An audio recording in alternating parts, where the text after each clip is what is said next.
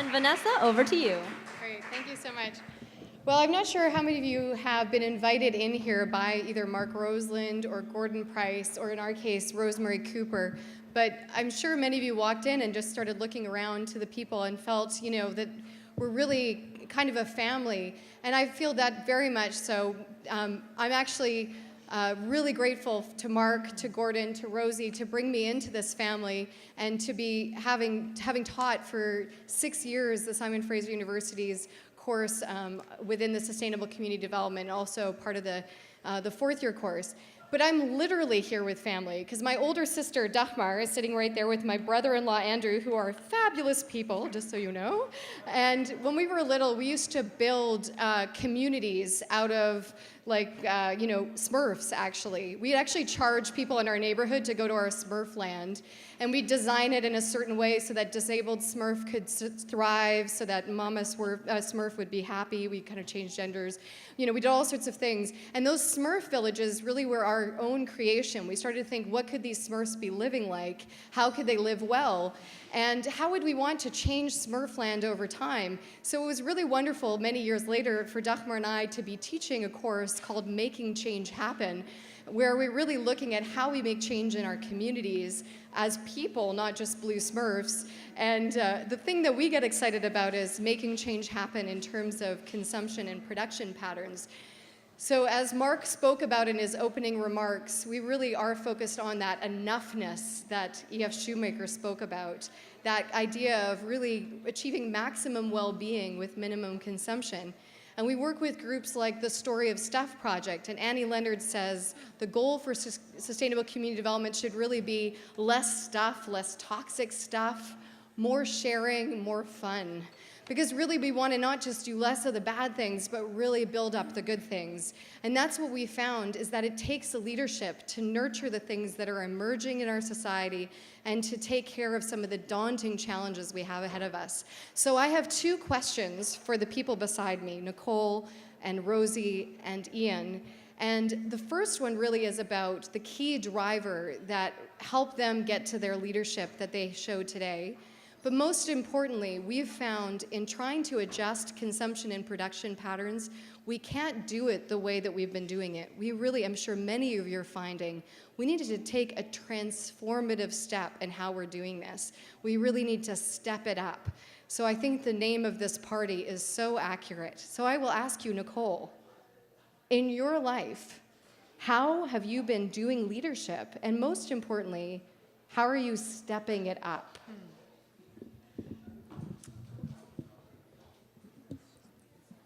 Hi, everyone. Thanks. Okay, perfect. Okay, timely question. Just briefly, as a woman's libber, as a social activist, the idea of helping others came to me late in life, probably about 18 months ago, I would say. So I have reframed how I coordinate the Community Economic Development Program, and very much see my role as being in service to our students. And what that means is I ask myself the questions, how am I creating something that has true value for them and helps them in their life? It also means that I'm incredibly flexible in terms of what my job is. Somebody, I heard once that a principal is only a principal once it costs money. And so I have recently had that test myself, where we do a lot of contract work, and so as soon as I got into the contract training, I could tell that it wasn't enough time, and so we doubled what we were offering the community, because we could tell that to reach the outcome was incredibly important to me. So I'll just leave it at that. Great, yeah. So you're really talking about those offers, but also the flexibility that you use to really step it up, and yeah. Yeah, absolutely. Great, thank you so much, Nicole. Rosie, how about you? What is the key driver in your leadership? How would you step it up? Well, I'm going to talk about it in the context of the Certificate Through the City program, which I think it reflects, the folks who are in that program reflect my own career. So I've worked as a community organizer and mobilizer for highly collaborative community-based processes, but I've also worked within the system. So I have worked within local and regional government as well.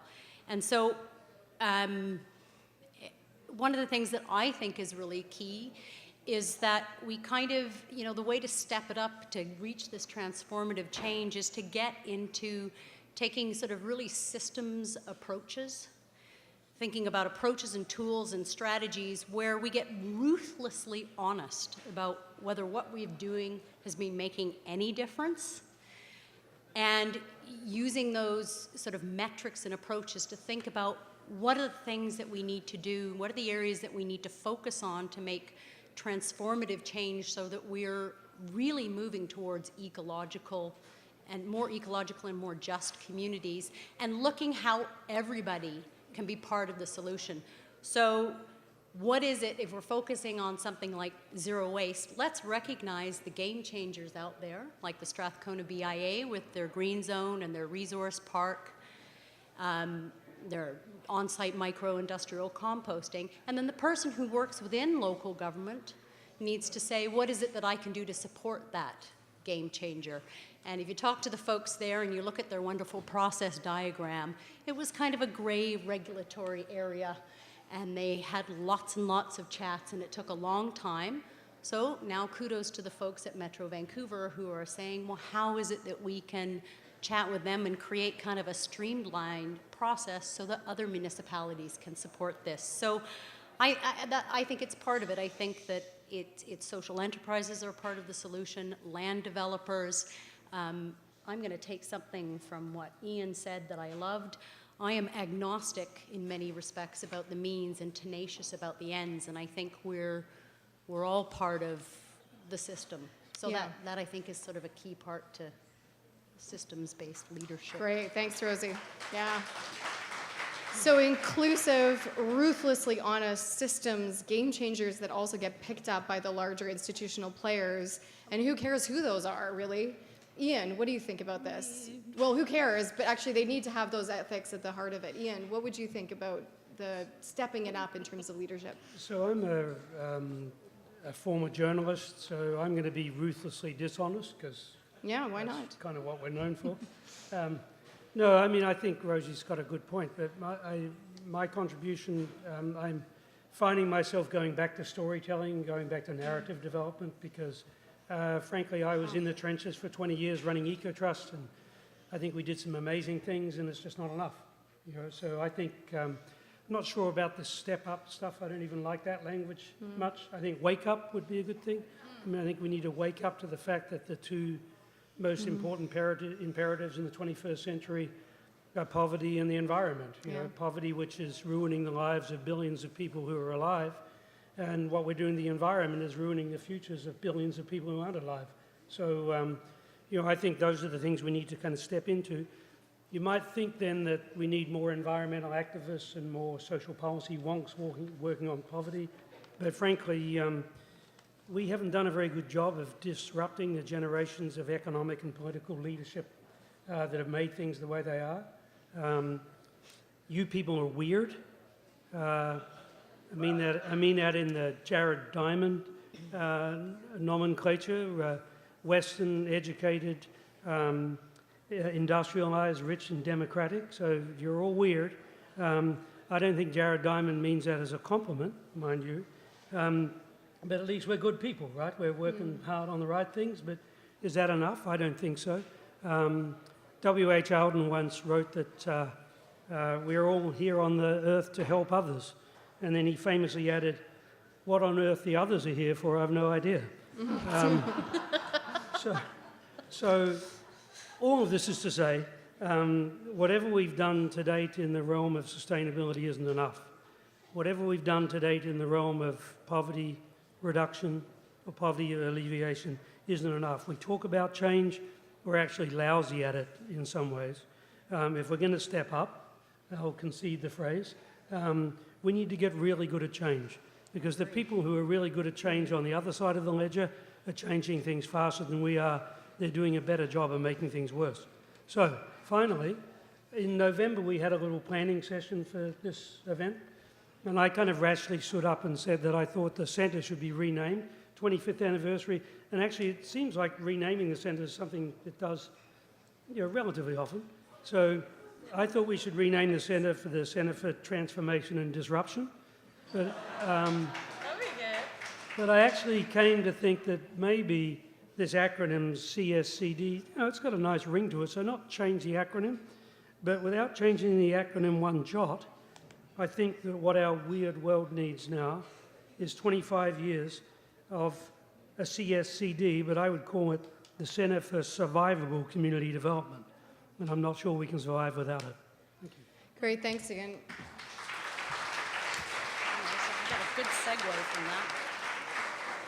You know, and part of our idea was really to think about what it means to either step in or wake up, or as you say, to really look at transformation. And one of the things that many of you, I'm sure, since you were young, have felt kind of compelled to certain things. Since I was about 15 or 16 years old, I thought of that we have such a good imagination around what the problem is. We know what that looks like, but we actually do a very poor job of imagining the possible.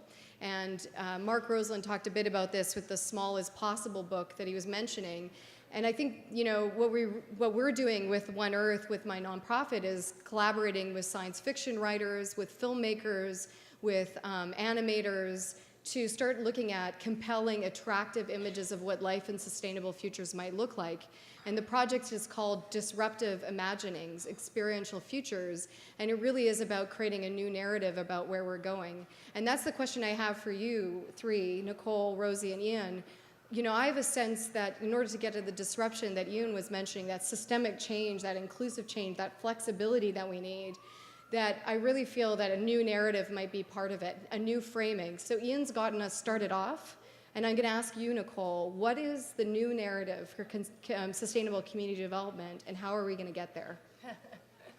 Okay, well, not the new narrative, but how about a piece How of the about story? many new narratives? Yeah, well, I mean, one thing is I would say looking for leadership in non-traditional places would be something that we've had a lot of success for. We've actually introduced a leadership course to our program this year. And we did that because when I went back and I asked the students, the alumni, graduates from many years past, you know, what are you doing? You love this topic of cooperatives or social enterprise. And there were too many people that were coming back and saying, it's not my job to do that. So I really want to be doing that, but it's not my job.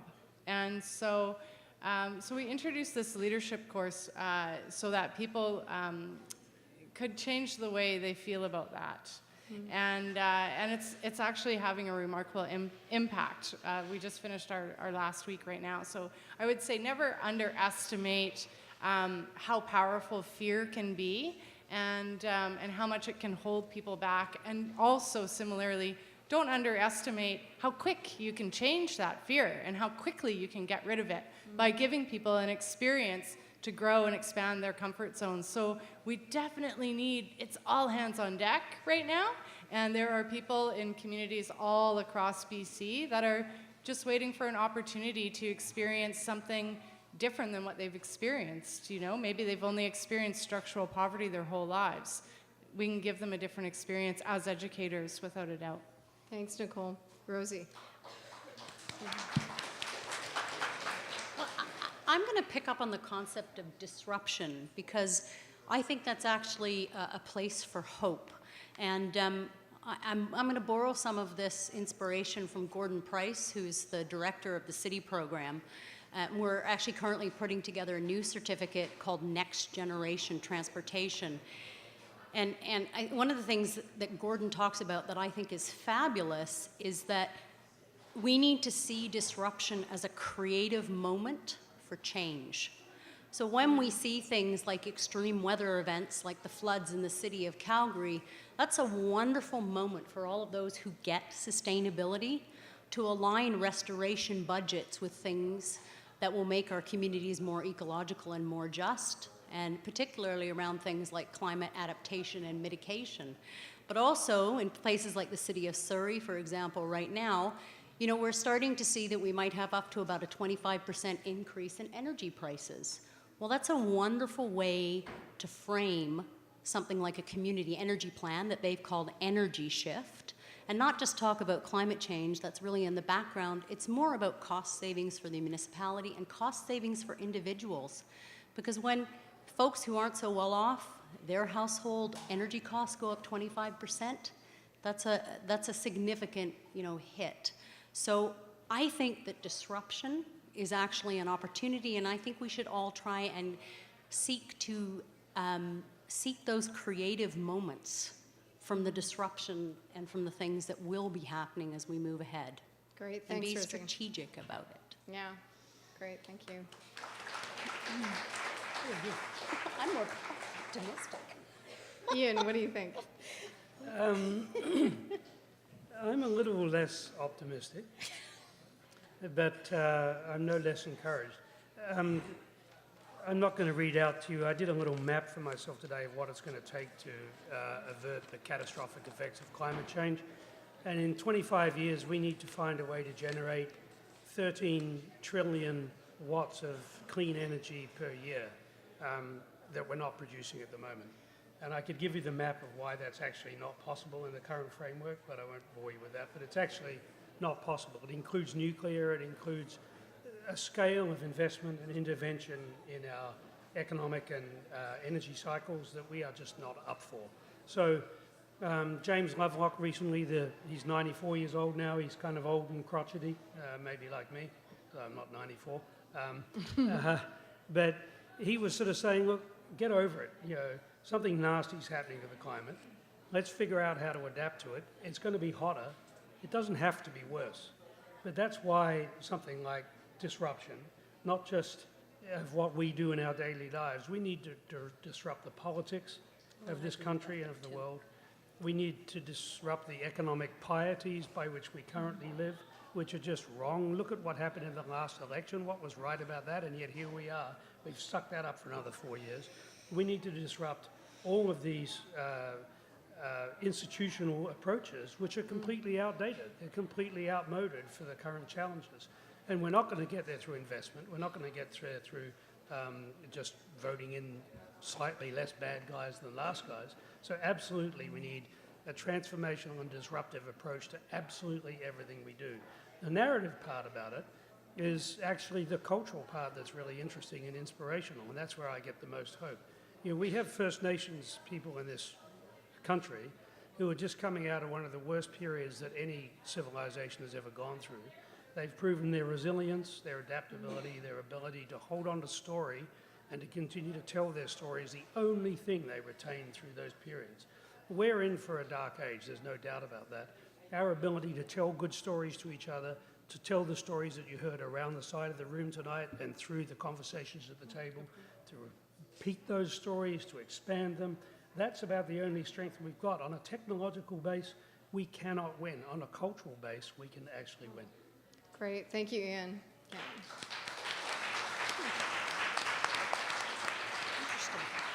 So Nicole reminded us that we can look to many different types of leaders and also not be surprised how we can turn fear into actual possibility for change.